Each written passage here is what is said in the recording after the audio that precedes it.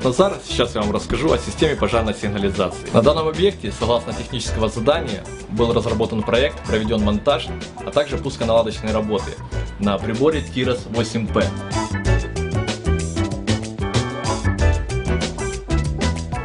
Этот прибор имеет 8 пожарных шлифов, сигналы из которых выводятся на систему передачи тревожных сообщений S112U.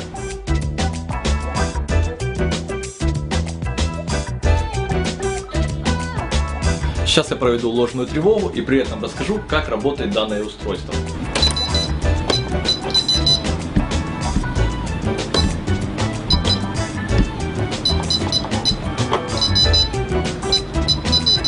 Это установлен ручной срыватель, основная задача которого, если пожар был замечен до того, как началась сработка, чтобы пользователь или любой прохожий мог включить его и пошло оповещение о пожаре.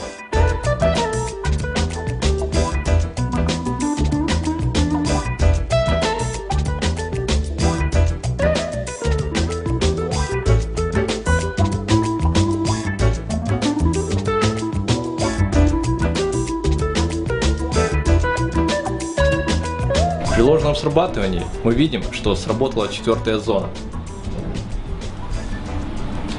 Также для удобства съемки мы отключили систему звукового оповещения, про что сигнализирует нам следующие индикаторы.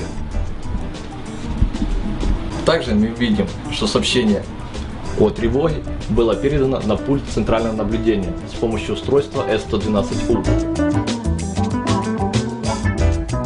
Перед проведением тестового срабатывания был поставлен в известность оператор пульта централизованного наблюдения. Специалисты нашей фирмы осуществляют проектирование, монтаж, обслуживание и круглосуточное наблюдение систем пожарной сигнализации любой сложности.